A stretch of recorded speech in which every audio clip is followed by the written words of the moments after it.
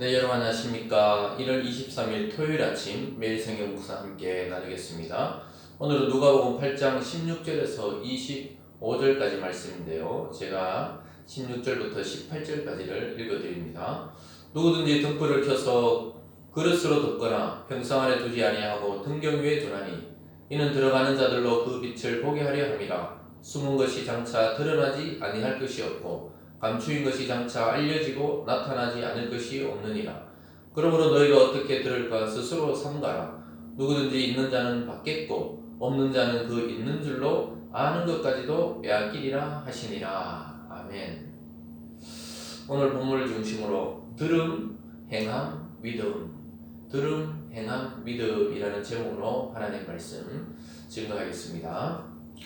예수님께서 여러 가지 말씀을 하셨는데요. 오늘은 그 등불의 비유, 그리고 예수님의 새로운 가족이 어떤 분들이 새로운 가족인지, 그리고 마지막으로 바람과 물결을 꾸짖으시는 예수님의 모습이 오늘 본문에서 등장하고 있습니다.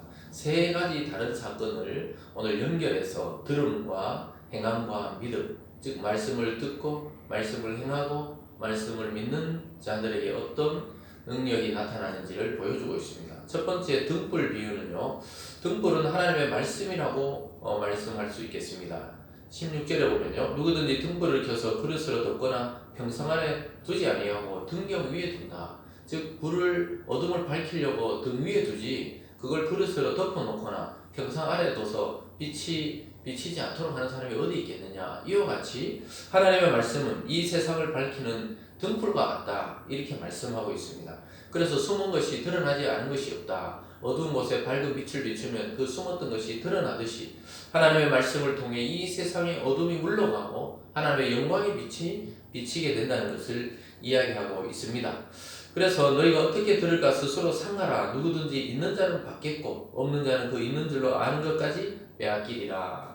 즉 하나님의 말씀을 받아들이는 자는 그 있는 자가 되는 것이고요, 없는 자는 원래 조금 있던 것까지도 다 빼앗긴다. 이 말은 아무것도 모르는 자들과 똑같은 삶이 된다는 것입니다. 결국은 온 세상을 밝히고 모든 것을 드러내는 것은 하나님의 말씀, 진리입니다. 저와 여러분의 인생과 이 세상과 또 하나님 나라를 이 세상에 밝히 드러내는 것은 오직 말씀을 통해서, 말씀을 들음으로 우리의 지각과 영혼이 밝아져서 하나님을 깨닫게 되는 것입니다. 사랑하는 여러분, 저와 여러분이 이미 알고 있는 복음, 하나님의 말씀을 이 세상에 비추어서 이 어두운 시대, 이 절망의 시대에 희망과 소망을 전하는 저와 여러분이 되기를 주님의 이름으로 축원합니다. 오늘 두 번째는요, 예수님의 새로운 가족의 개념에 대해서 이야기하고 있습니다.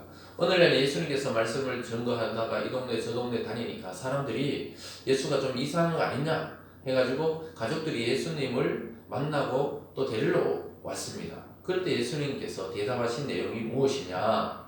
누가 내 부모며 내 형제며 내 동생들이냐? 나와 함께 하고 말씀을 듣고 행하는 사람이 바로 그런 자라고 이야기합니다. 19절입니다. 예수의 어머니와 그 동생들이 왔으나 무리로 인하여 가까이 하지 못하니 어떤 이가 알리되 당신의 어머니와 동생들이 당신을 보려고 밖에 섰나이다. 예수께서 대답하여 이르시되 내 어머니와 내 동생들은 곧 하나님의 말씀을 듣고 행하는 이 사람들이냐 하시니라.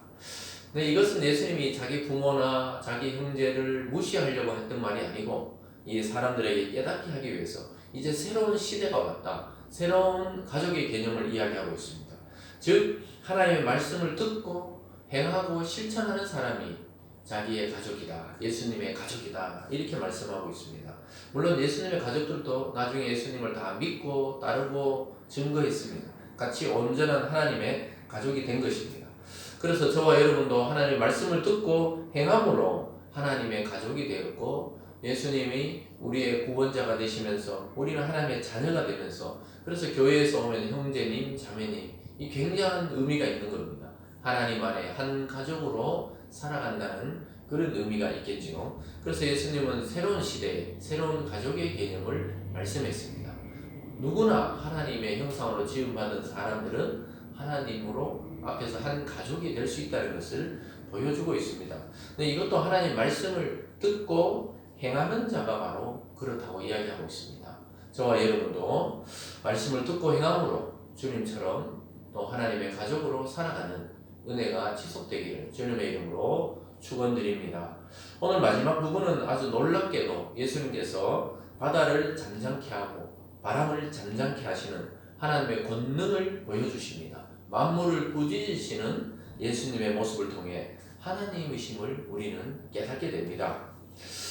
22절입니다. 하루는 제자들과 함께 배에 오르사 그들에게 이르시되 호수 저편으로 건너가자 하시매 이에 떠나 행선할 때 예수께서 잠이 드셨더니 마침 광풍이 호수로 내리치매 배에 물이 가득하게 되어 위태한지라. 예수님은 너무 고뇌해서 배 위에서 잠이 들었는데 막 광풍이라고 미친 바람이죠. 한자로 광풍이니까 이 미친 바람이 막 불어서 배가 막 물이 들어오면서 배가 물에 잠기게 되어가지고 위태해졌습니다. 근데 예수님은 얼마나 피곤하셨던지 계속 주무시고 있었습니다. 그때 14절에 제자들이 나와 깨워 이르되 주여 주여 우리가 죽겠나이다 한데 예수께서 잠을 깨사 바람과 물결을 꾸짖으시니 이에 그쳐 잔잔하여 지더라. 아니 도대체 예수님이 그 배 안에 있는데도 제자들은 두려웠어요. 혹시 죽는 거 아닌가? 근데 예수님이 일어나자마자 바람과 바다를 꾸짖으시고 잔잔해지면서 예수님이 한마디 해줍니다. 25절에 제자들에게 이르시되 너희 믿음이 어디 있느냐 하시니 그들이 두려워하고 놀랍게 여겨 서로 말하되 그가 누구에게 바람과 물을 명하여 순종하는가 하더라. 예수님이 좀 책망했죠. 너희들 내가 누군지 아직 모르느냐? 나와 함께 이 배에 있으면 안전하다는 겁니다. 광풍이 불든 환란이 오든 고난이 오든 주님과 함께 있으면 안전한 것입니다. 저와 여러분이 이 세상을 살아나가는 지금 이때는 광풍의 시대입니다. 전염병의 시대입니다. 예배가 온전히 드려지지 못하는 이런 시대에 우리가 살아간다는 것은 광풍을 만난 제자들과 같습니다.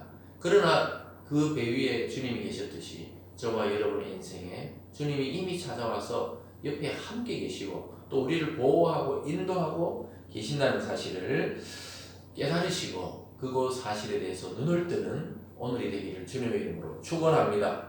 그래서 풍랑 속에서도 예수를 믿는 믿음이 있으면은 얼마든지 그 풍랑을 잠잠케 하고 그 풍랑을 건널 수가 있게 됩니다.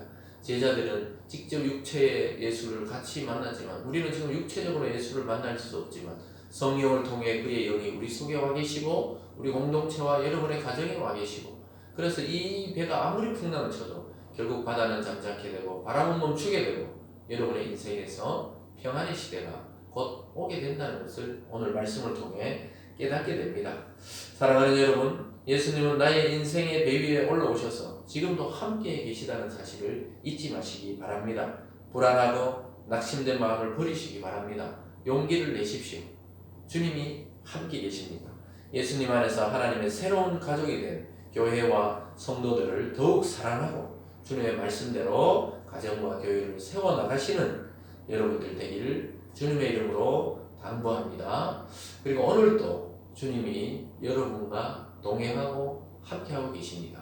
믿으시기를 주님의 이름으로 축원드립니다. 기도하겠습니다. 사랑의 하나님 아버지 감사합니다.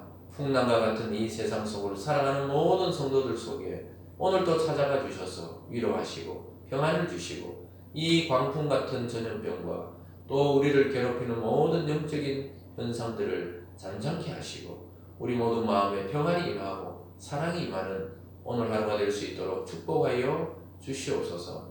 감사드리며 예수님 이름으로 기도드리옵나이다. 아멘.